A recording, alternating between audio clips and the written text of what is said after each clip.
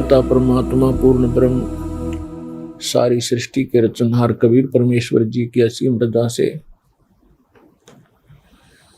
आप सभी पुण्यात्माएं परमात्मा की अमर कथा सुनने के लिए उपस्थित हुए। पुण्यात्माओं, सौभाग्य आपका,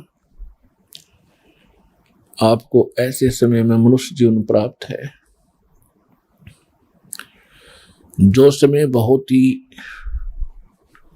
मुश्किल से सुलभ होता है।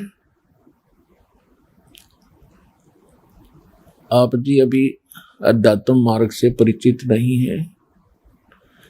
आपके शुभ संस्कार आपको यहाँ लाए हैं। अब धीरे धीरे आप इस ज्ञान से परिचित होते जाओगे। आप उस गए हुए समय को बहुत पछताओगे। सारा जीवन हमारे पूर्वज दादे परदादे इस रोजी रोटी के लिए ही पचकर मर गए। अंत में सभी कुल के कुल नाश हो गए और आज वो ना जाने किस प्राणी के शरीर में आज वो कष्ट उठा रहे होंगे। और यही स्पीड हमने पकड़ रखी थी, यही क्रियाएं हम कर रहे थे जब तक हमें ये ज्ञान नहीं हुआ था कि मनुष्य जीवन का एक वेरी इंपॉर्टेंट वर्क और है। और जो वेरी इंपॉर्टेंट काम था, घना जरूरी कार्य था मनुष्य जीवन का, उसको तो हम एक एक्स्ट्रा सा काम मान रखा था। 6 महीने में कभी चले गए अपने इष्ट धाम में, कोई त्योहार आया उस दिन कोई प्रसाद बना लिया और खा लिया, कभी थोड़ी बहुत कोई आरती मंत्र जैसे भी प्राप्त थे कर लिए। ये न तो कोई भक्ति थी, क्योंकि शास्त्र विरुद्ध होने से वो भक्ति भी नहीं थी, और न ही हमारी विशेष रुचि थी। आत्मा परमात्मा के बिना तड़पती रहती है, इसलिए वो कभी अंगड़ाई लेती थी तो काल ने ये 36 जाल बना रखे हैं। कोई तीर्थ बना दिया, कि तो मंदिर बनवा दिया, कहीं पर ये नकली संत बैठा दिए हुआ बाई बकने वाले, तो हम वहां जाकर अपनी आत्मा को संतोष दिलाते थे कि हमने मत्था टेक लिया, 5.25 का प्रसाद बांट दिया और नाम ले लिया गुरुजी से, हमारा कल्याण हो ही जाएगा। ऐसा नहीं था। ये सब काल की भूल भुलैया और हमारे अध्यात्म अज्ञान का ही परिणाम था। तो यहां आने से आपको सबसे पहले अध्यात्म ज्ञान से परिचित कराया जाता है। इसके साथ साथ आप पर आने वाले सभी संकटों का भी निवारण परमात्मा करेगा, क्योंकि आप उसके बच्चे हो, आप उसके बेटा बेटी हो। यदि पिताजी समर्थ है, सक्षम है, और बेटा या बेटी किसी कारण से भी गलती कर देते हैं, उनको कोई हानि हो रही है, तो अक्षति पूर्ति पिता तुरंत कर देता है। यदि वो पुत्र और पुत्री भविष्य में माता पिता के अनुकूल चलना का वायदा करें। इसी प्रकार हम बिगड़ गए हैं, अपने परमात्मा पिता से विमुख हो गए थे, और इस काल के जाल में फंस के हम अनेकों कष्ट उठा रहे। जिसमें हम परमात्मा के पुनः समर्पित हो जाएंगे, वो हमें फिर सभी सुख देगा, उस पिता की तरह जो अपनी संतान को देता ही है। तो आपके ऊपर एक विशेष रहम किया है दाता ने, ऐसे समय में मानुष जीवन दिया, और फिर पिछले शुभ संस्कार आपके यहाँ प्रेरित करके लाए हैं। यहाँ पर कोई भी पुण्यात्मा भले ही कोई किसी रोग के कारण आया है, कोई अन्य संकट निवारण के लिए ही यहाँ पहुंचा है, उसके लिए वो दुख, वो कष्ट, वो संकट एक वरदान सिद्ध होगा, यदि वो इस मार्ग पर ढंग से समझकर टिका रहा तो। क्योंकि कोई भी ऐसी वस्तु नहीं होती जो तुरंत कर दी जावे। एक संकट आपका आशीर्वाद से निवारण कर भी दिया और आप संतुष्ट हो गए और चले गए, फिर आए नहीं, वो तो एक का दुख दूर हुआ। आपके जीवन में ना जाने कितने संकट और आने शेष हैं, और यहां आते रहोगे तो उन सभी का निवारण सहज में होता रहेगा। आपको पता भी नहीं चलेगा कि कोई आपत्ति हमारे पर आनी थी। उसको परमात्मा पहले ही दूर कर देगा। किन के संकट दूर करेगा? जो परमात्मा पर समर्पित हो जाएंगे। समर्पित हमने कैसे होना है? जैसे पति भरता स्त्री अपने पति के अतिरिक्त किसी अन्य पुरुष में कभी भी पति वाला भाव नहीं करती, तो उसका पति उससे विशेष प्रेम करता है, विशेष उसका ध्यान रखता है। तो हम अपने पति से, अपने मालिक से, अपने स्वामी पूर्ण परमात्मा कबीर देव से हम दूर हो चुके हैं। हमने यहां आकर के 36 खत्म कर लिए। कैसे कर लिए? कभी हम शिव की पूजा करते हैं, उसको मालिक मान बैठते हैं। कभी हम गणेश को मालिक मान बैठते हैं। कभी हम विष्णु जी को, कभी हम अन्य देवी देवताओं या गांव के किसी भैरव भूत बेतालों को। और ये ऐसे सक्षम नहीं हैं जो हमें कुछ सुख दे सके। ये ना हमें दुख दे सकते, ना ये हमें सुख दे सकते, क्योंकि ये केवल हमें किया कर्म ही देते हैं। और पूर्ण परमात्मा सत्य पुरुष कबीर देव, कबीर साहिब, ये हमारे सभी संकटों का निवारण करते हैं। ये सक्षम है। हमारे जीवन में आने वाले यानी प्रारब्ध में, किस्मत में किसी भी प्रकार का कोई संकट है, उसका ये निवारण सहज में कर देते हैं। ये कब करते हैं? जब हमारी आस्था 100% कबीर परमेश्वर में हो जाएगी और अन्य किसी भी देव से हम कोई भी वस्तु की डिमांड स्वप्न में भी नहीं करेंगे। किसी भी प्रकार का कोई संकट है तो अपने परमात्मा कबीर जी से ही हम अर्जी लगाएंगे हृदय से। कुछ समय के बाद आपका स्वभाव बन जाएगा इस ज्ञान और समाधान और इस भक्ति के कारण कि आप पर कुछ भी आपत्ति आवेगी, आप केवल हे बंदी छोड़, हे परमपिता परमात्मा कबीर साहिब, आपके मुख से यही निकलेगा। तो उस समय परमात्मा आपके साथ हो लिया।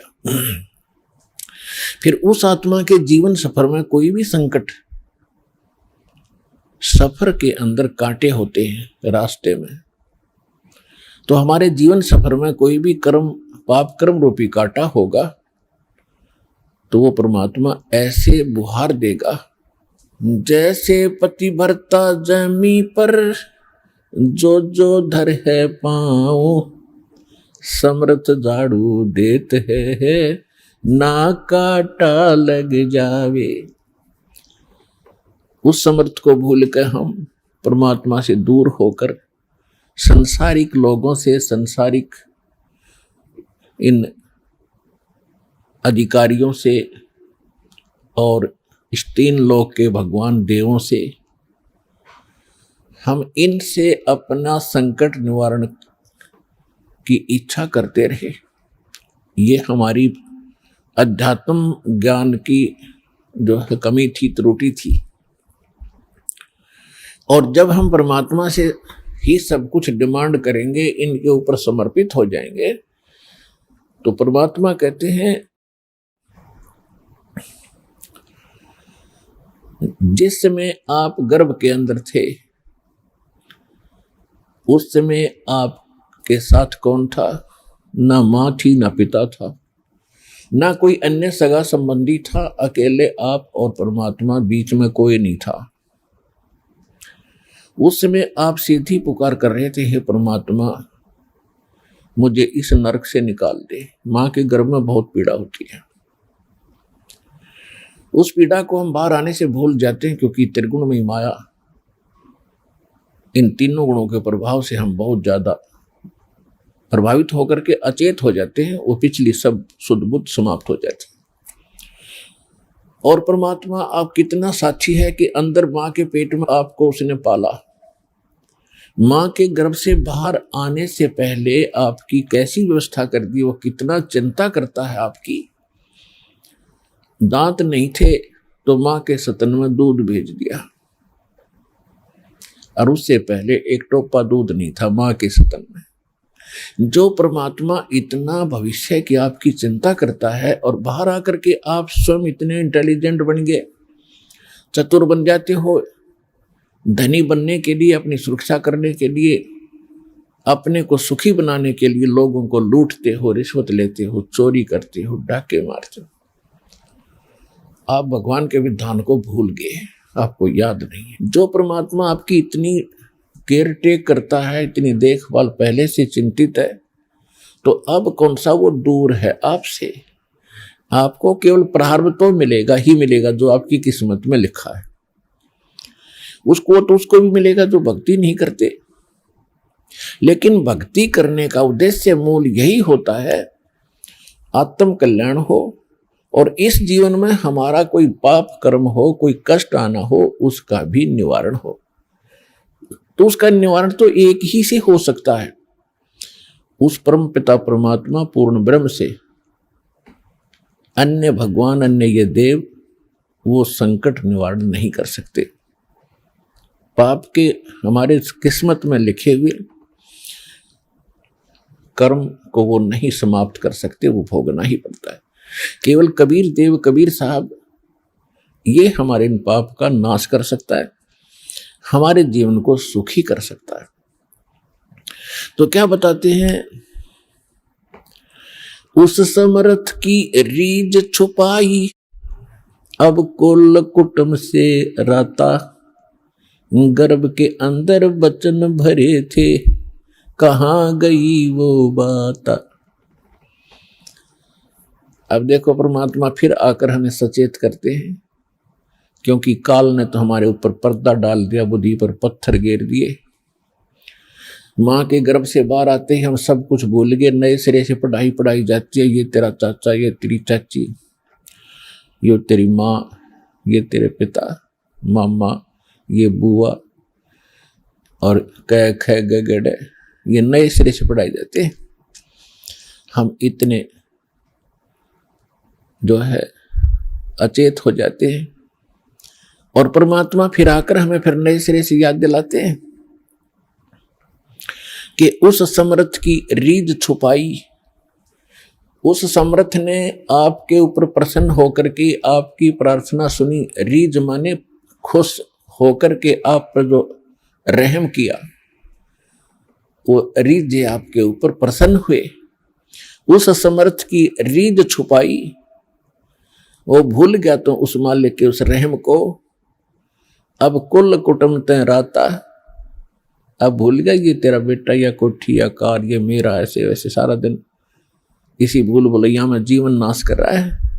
और गर्भ के अंदर बचन भरे थे, कहाँ गई वो बात। अब परमात्मा याद दिलाते हैं, अब कहाँ गई वो तेरी बात, जब यूं क्या था माँ के पेट में कि हे परमात्मा एक बार मुझे बाहर निकाल दे, कभी भी गलती नहीं करूंगा, आपकी याद गणी रखूंगा और आप पर पूरा विश्वास करूंगा। निर्वाह के लिए कार्य करते समय भी आपकी याद कभी नहीं भूलूंगा। और अब हम क्या करते हैं, केवल संसारिक इन कार्यों में सारा जीवन लगाते हैं। भगवान की याद तो कभी कोई चर्चा करता तभी आती है, ना तो स्वप्न में भी ना आती है हमारे को। तो उसके लिए क्या बताते हैं कि वो परमात्मा जब आपको माँ के गर्भ में भी सुरक्षित रखता है, आपके बाहर आने से पहले आपके आहार के लिए माँ के स्तन में दूध भेजता है, तो आगे आने वाले जीवन में जो तूने जैसा किया है उसमें क्या वो कमी करेगा? तो इस आधार से भी हमने उन बुराइयों से हट जाना चाहिए जो हम स्वयं धनी बनना चाहते हैं। चोर मिलावट करके, झूठ बोल के, चोरी करके हम इस तरह जो धनी बनना चाहते हैं, रिश्वत लेकर, तो ये हमारी भूल है। ये पैसा ऐसे एकत्रित किया हुआ आपके पास नहीं रहे। परमात्मा आप पर रहम करेगा और उसकी भक्ति सत्य करोगे तो जो प्रारब्ध है वो तो आपका मिलेगा मिलेगा, लेकिन उस प्रारब्ध के अंदर जो कांटे हैं कर्म के वो नहीं दुख देंगे, और फिर प्रारब्ध से अधिक भी देगा, क्योंकि परमात्मा के पास वो समर्थ है, वो उनके पास एक वीटो पावर है, वो केवल कबीर साहब के पास है। जैसी आपकी श्रद्धा और लगन देखेगा, विश्वास और दृढ़ता देखेंगे, तो आपको किस्मत से अधिक भी देंगे, अच्छा भी देंगे, और आपके पाप रूपी कर्मों के कांटों को भी वो पहले ही निकाल देंगे। आप तक तो आने भी नहीं देंगे वो, जब आप पर समर्पित हो जाओगे उनके ऊपर। कैसे समर्पित होंगे और फिर वो कैसे करेगा? जो पति भरता पति से राती, आन पुरुष नहीं भावे, बस पी हर में सुरत प्रीतम में, ऐसे जान लगावे। कि जैसे पतिव्रता अपने पति से ही लीन रहती है, आन पुरुष अन्य पुरुष नहीं भावे, उसके मन में स्वप्न में भी नहीं आता अन्य पुरुष के प्रति कोई भी कुविचार। और यदि वो लड़की अपने माँ के चली जाती है तो भी अपने पति की सुध वो मुख से नहीं बोलती, लेकिन अंदर से वो नहीं भूल पाती। ऐसे ही आप उस परम पिता पर आश्रित हो जाओगे। कहीं पर भी आप काम कर रहे होगे, किसी भी फील्ड में, चाहे दुकान, मजदूरी, किसानी या नौकरी, तो आप उसी लड़की की तरह उस पर अपने पति यानी कबीर भगवान को, परमात्मा को, उस मंत्रों को, उसके रहम को आप कभी भूल नहीं पाओगे। तो उस समय आपका नाता उस परम पिता से जुड़ चुका है। यदि आप पल पल पर भूल जाते हो, याद नहीं रहती है भगवान की मेहर, तो अभी आपकी समर्पण भाव में कोई कमी है, जिस कारण से भगवान ने आपको दृढ़ता से नहीं पकड़ा है। तो जब आपको परमात्मा दृढ़ता से कैच कर लेगा, आपकी सच्चा समर्पित भाव देख लेंगे, वो तो अंतर्यामी है। तो उस समय कहा है कि जैसे पतिव्रता जमीन पर और जो जो धर है पांव, जितने कदम रखती है, समर्थ झाड़ू देत है, ना काटा लग जाए। इतना दयालु है ये कबीर भगवान। आपके जीवन रूपी सफर में आपके कदम रखने से पहले आपके वो पाप रूपी कांटों को बुहार देगा, झाड़ू दे देगा आपके रास्ते में, कि कहीं मेरी प्यारी आत्मा को कांटा ना लग जाए। अब दास देख रहा है, जिसने आज 20-20 वर्ष हो गए नाम लिए, ने 10-10 वर्ष हो गए, 15-15 वर्ष हो गए, 5-5 वर्ष हो गए, 6-6 वर्ष हो गए, अब वो कितना सुखी जीवन जी रहे हैं, और उनके घरों के पास में, दूसरे रिश्तेदारों में, अपने घरों में दूसरे चाचे ताऊओं में के कर टूट रहे हैं, और कितने कितने दुखों का वो सामना कर रहे हैं। तो वो इन पर भी आने थे, आज उनको पता भी नहीं कि हमारे ऊपर कोई कष्ट आना था, क्यों आया ही नहीं। तो पुण्यात्माओं, आज उन भक्तों से पूछकर देखना आप, क्योंकि आपको यहां इकट्ठा इसलिए किया जाता है, आपसे पहले लगे हुए बच्चे, भाई बहन आपके भी यहां आते हैं, और वो आपको अपना अनुभव सुनाते हैं कि हम ऐसे दुखी थे, और जिस दिन से दीक्षा ली है, मालिक की शरण ग्रहण की है, हम पर कोई संकट नहीं आया। आपको दृढ़ता मिलती है, आपको विश्वास होता है और वो सच होती है। जब एक आम आदमी जिसको आप जानते नहीं, वो आपको जानता नहीं, बता रहा तो सच्चाई होती है। तो इसलिए फिर आप और डगमग होने से बच जाते हो। इसलिए आप जी को यह बुलाया जाता है। और पुण्यात्माओं, इस अमर कथा में अरुचि ना करना। असंख्यों युगों के बाद तुम्हारा बिल्ली के भागों छीका टूटा है, ये इसको छक छक कर खा लो और कल्याण करा लो।